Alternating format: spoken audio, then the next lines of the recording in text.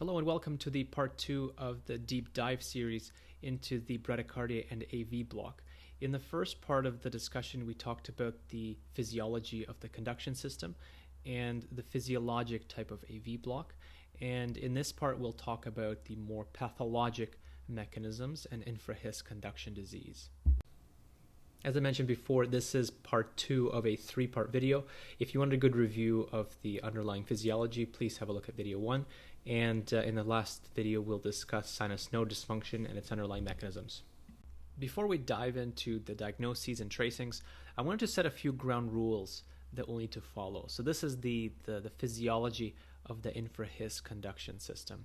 And I promise to try to slim it down as much as possible and to leave only the important points that we'll use when we start going through the tracings. So to review from the last video, we're going to talk about the Infrahis conduction system, so everything below the AV node. So here we have the His bundle, which is a common pathway into the ventricles. We have the right bundle that delivers signals to the right ventricle, and you have a left bundle, which splits into left anterior fascicle and left posterior fascicle. The fascicles themselves don't contribute a whole lot to the depolarization. If one of the fascicles is blocked, you get a slight widening of the QRS and the axis changes. So a left anterior fascicular block generally has a left axis deviation, and the left posterior fascicular block generally has a right axis deviation. And if both fascicles are blocked, both the left anterior fascicle and left posterior fascicle, you essentially get a left bundle branch block, okay? Or the other mechanism of a left bundle branch block is to block it up if it's blocked upstream here. The right bundle is also technically called a fascicle. So the word bifascicular block generally means that there's a right bundle branch block in addition to a left anterior fascicular block or a left posterior fascicular block. Because the right bundle by itself, there's not enough myocardium there, so it doesn't produce an axis change. But if you have a right bundle branch block with a left axis deviation, it's a right bundle with a left anterior fascicular block. Or if you have a right bundle branch block with a right axis deviation, then you have the right bundle branch block with a left posterior fascicular block. So my question to you is, what is a trifascicular block? That means both the right bundle and each of the left left anterior and left posterior fascicles are all blocked. Well, a trifascicular block is just complete heart block. It's just one of the mechanisms of complete heart block. You can also have complete heart block if you block the left bundle and the right bundle, or if you have a block at the level of the His. Any of these mechanisms produce a complete heart block pattern on the ECG. Now, somehow the word trifascicular block means something else to a lot of clinicians. It means that there's a right bundle branch block with one of the other fascicular blocks, for example, the left anterior fascicular block, so which produces the classic right bundle branch block with the left axis deviation, but the PR interval is also prolonged. Presumably the last fascicle is injured and delays the conduction, which is a high-risk situation. But quite honestly, as we learned in the last video, that PR prolongation is not due to a delay in conduction in Infrahis conduction system. The PR interval prolongs because of a delay in the AV node. Okay, so if you see the word trifascicular block, they're probably referring to bifascicular block with a prolonged PR, which is usually an AV nodal phenomenon. A lot of electrophysiologists clearly understand that the His Purkinje system, in the Infrahis conduction system, it's more of an all or non phenomenon. Either it conducts or it blocks. It doesn't really delay conduction a whole lot, maybe a tiny bit, but certainly not enough to detect on a surface ECG.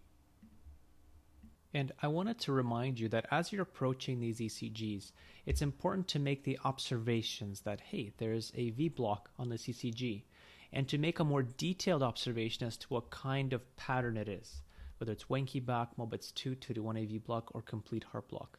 And from the pattern, we go to the actual diagnosis or the mechanism.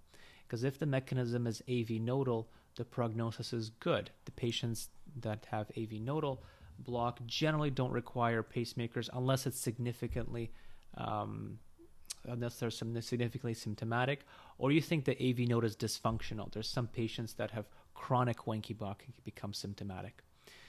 or if it's infrahis, which generally progresses to complete heart block and has bad outcomes, including cardiac arrest and asystole. So this is an example of a left anterior fascicular block. As you can see in lead 2 and lead 1, the QRSs are pointing away from each other.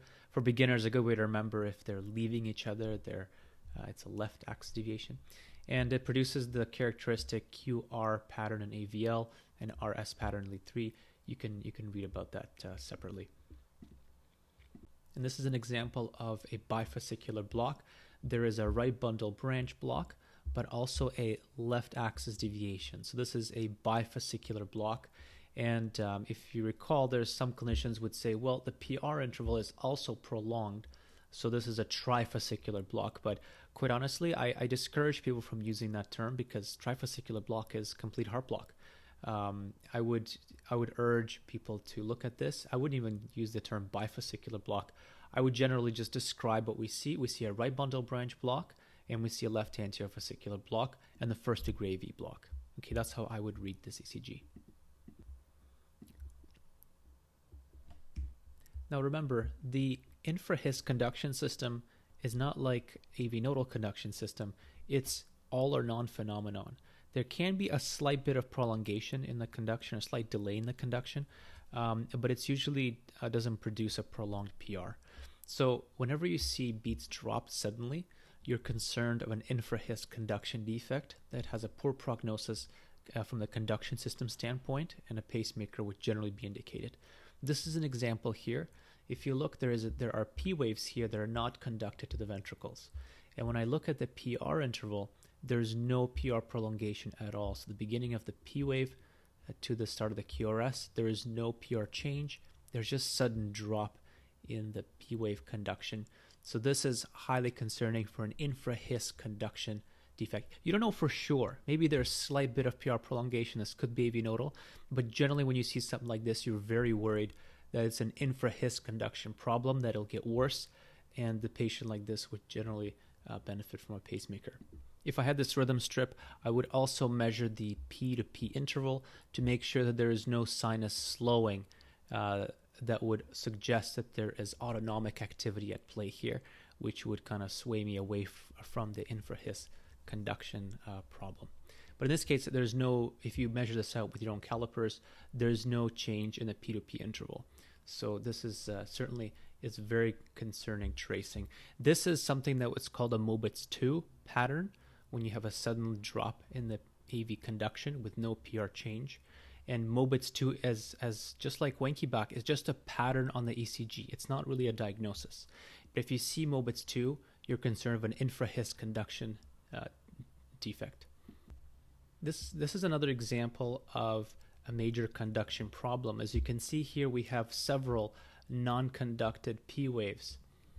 So this is something that we call high-grade AV block. If you have more than 2 non-conducted P waves, then it's a high-grade AV block. And just like Mobitz 1 and 2, this is just an observation.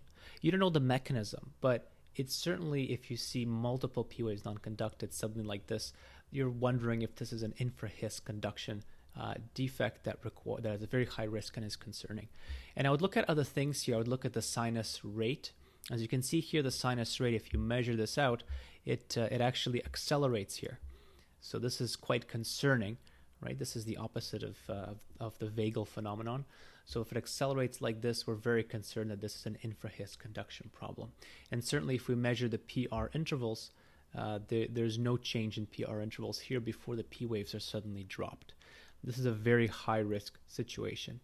And another feature that is consistent with an infrahis conduction problem on the second ECG is the presence of other conduction system disease. So in this case, this patient has a bundle branch block. Okay, it's a wide QRS. So I know off the bat that this patient has infrahis conduction disease in general. And certainly seeing the AV block like this in a patient who has conduction system disease, I'm very concerned that it's an infrahis AV block that this patient requires an urgent pacing support. So common signatures of an infrahis conduction problem is when there's no PR prolongation, when there's no change in sinus rate or there's an acceleration in sinus rate because the cardiac output drops, the sympathetics ramp up to increase cardiac output. Certainly if it occurs during daytime and during exercise, okay?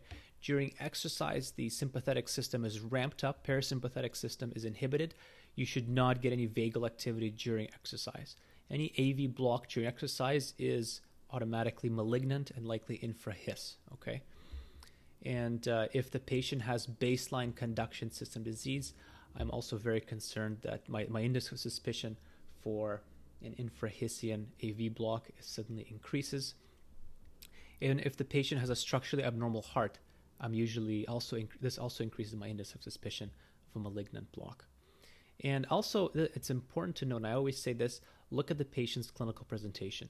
Take a good history and see, does it sound high risk? Does it sound low risk? Is anything might have provoked it? Are there any under any new medications? Do they have any features of endocarditis? This is very valuable to look outside the ECG at other clinical parameters in the history. Certainly if someone has an older age and suddenly are having syncope, and I see AV block, and they've never had syncope before, like that's quite concerning. Like vasovagal syncope doesn't just come out of the blue. I mean, it can, but it's very uncommon for it just out of the blue come out in an 80-year-old. And certainly if we see something like that, my index of suspicion that this is a dangerous block goes up. And certainly if there's no prior syncope, I'm thinking less vasovagal, because vasovagal syncope comes on and off very frequently. And generally, some people are just fainters. They faint all the time, and if they see blood, they faint.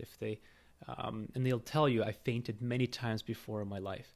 And automatically my mind goes towards vasovagal mechanism for the syncope, unless there is significant evidence otherwise. So you look at all these features, and just like with any medical diagnosis, you're weighing the pros and cons. What supports the diagnosis and what refutes it. And at the end, you take a look at everything and you make a clinical decision. So another entity that often comes up is 2-to-1 AV block. This is an observation on the ECG that's separate from Wenckebach and Mobitz 2. It's separate. It's 2-to-1 AV block. And when you see 2-to-1 AV block, you don't know what the level of the block is. It could be AV nodal or infrahis. So that you generally need more information when you see something like this. So the most important tool is actually just to repeat the ECG. And certainly if you find another ECG for this patient that has Wenckebach, then you're probably thinking, hey, this is 2-to-1 block is probably slightly worsened Wenckebach. But if you find another ECG with Mobitz 2, then automatically this 2-to-1 becomes concerning. But if all you have is 2-to-1 block, then you can use this table here, other features to help decide if it's dangerous or non-dangerous. So for example, I'll look at the baseline ECG. If the patient has other conduction system disease, so bundle branch blocks or fascicular blocks, then I'm thinking, hey, this is probably infrahis. My index of suspicion for that goes up. But if it's a normal QRS, then I'm thinking less infrahis conduction disease. Then I look at exercise. With exercise, the AV node has to slicken up. It's getting a lot of sympathetic input. It'll improve with exercise. So get the patient up, get them to walk around a little bit, see if it improves. If it doesn't improve or it worsens, then that's concerning. That's infrahis conduction feature. And you can certainly give the patient some atropine. Atropine increases sinus firing and it can increase AV conduction if it's AV nodal block. But if it's infrahis block, it'll actually worsen the block because now you're increasing the sinus rate and you're bombarding the diseased conduction system with additional stimulation, and it can increase the block. And certainly time of day. If it's nighttime only, then I'm thinking nighttime, lots of parasympathetic activity. This is probably AV nodal. But if it's daytime, then it's more concerning. And finally, look at the clinical presentation. If the patient comes in with recurrent non-prodromal syncope, then you're thinking infrahis. Like this is clinical presentation is actually probably the most important feature to help you distinguish the two. So we talked about the observations of Wenckebach, Mobitz 2-to-1 AV block. Now we'll talk about complete AV block. And I wanted to remind you that complete AV block is a detailed observation on the ECG. It can be at the level of the AV node or an infrahis. So we'll talk about this next. To call something a complete AV block, there are 3 criteria that have to be met. Have a look at this tracing of complete heart block and see if you can come up with the 3 criteria I'm referring to. So the first one is the one that everyone first thinks of. It's AV dissociation.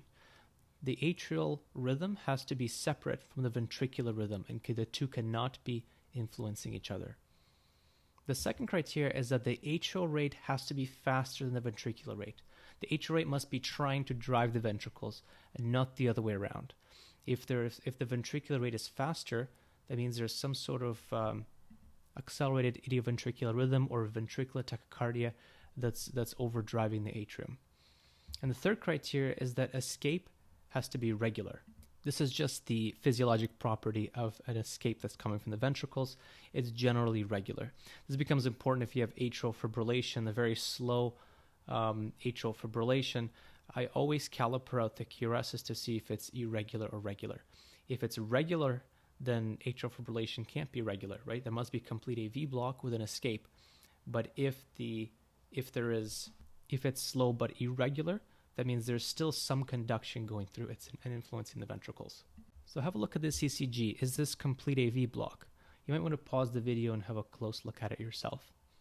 When I look at this, I see that there are atrial signals right here. There's a P wave, and there's another P wave right here, another P wave here. And as you can see, it's slowly merging with the QRS.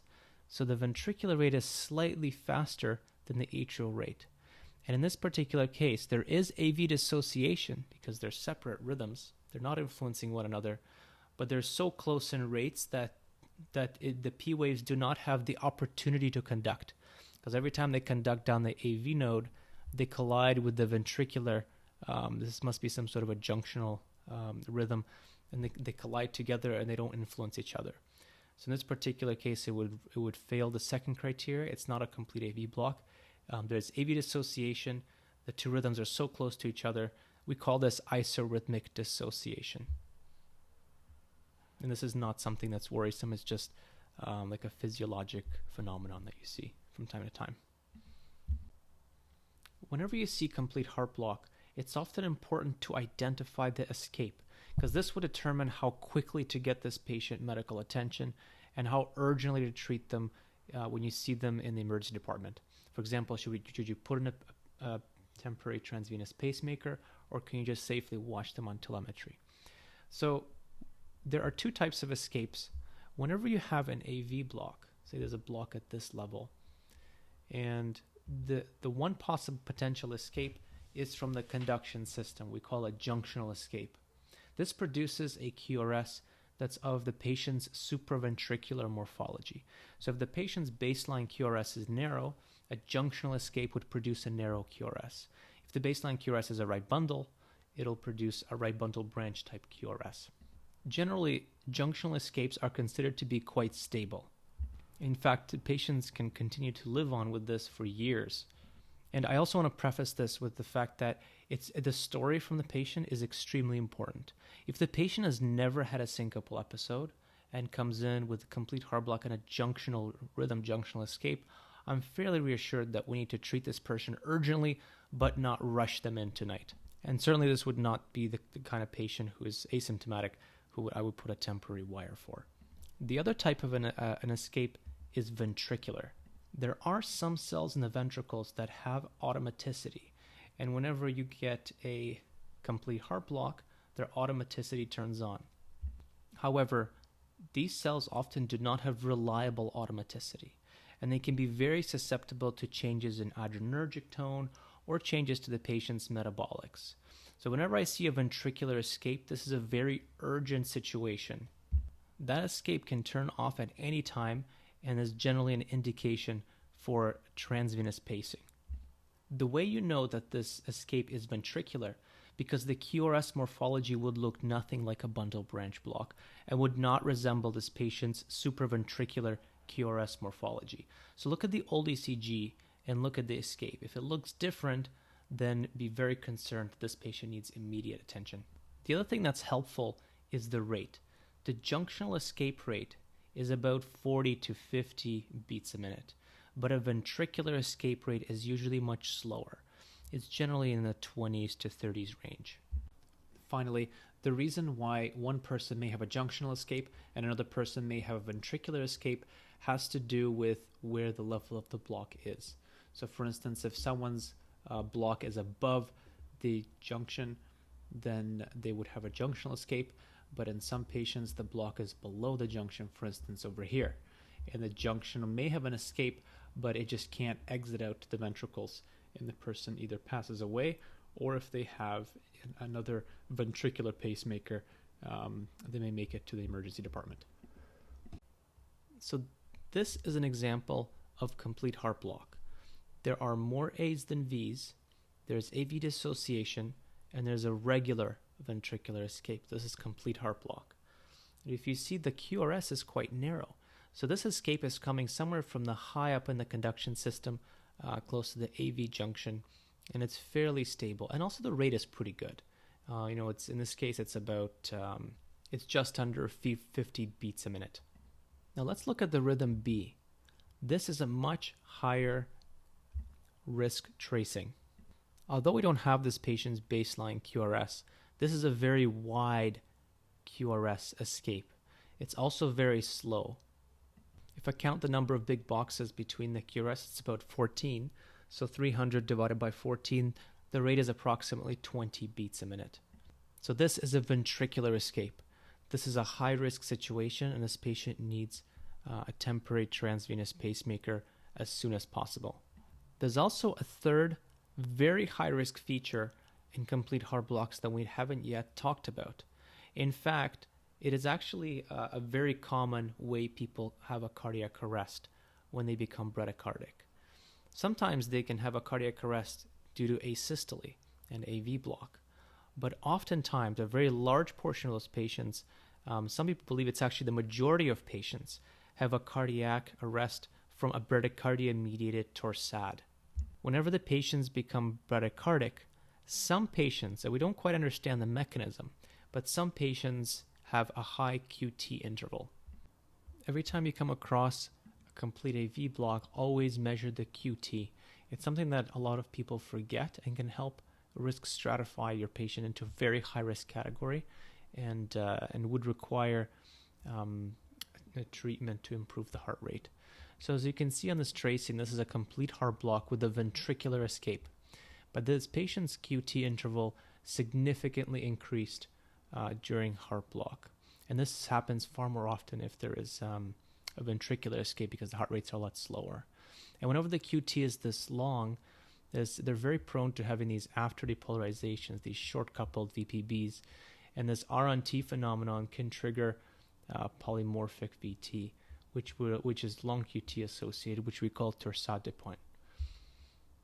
So having a QT interval of greater than 500 certainly puts this patient in a very high-risk category, and this would push me towards putting in either temporary transvenous pacing or trying some chronotropic medications to increase the heart rate with careful observation. So to summarize, whenever you come across complete heart block, always risk stratify them into low risk or high risk, and high risk are the ones that you'd want to treat almost immediately. And look at the escape. Is it ventricular or is it junctional? Look at the QT interval.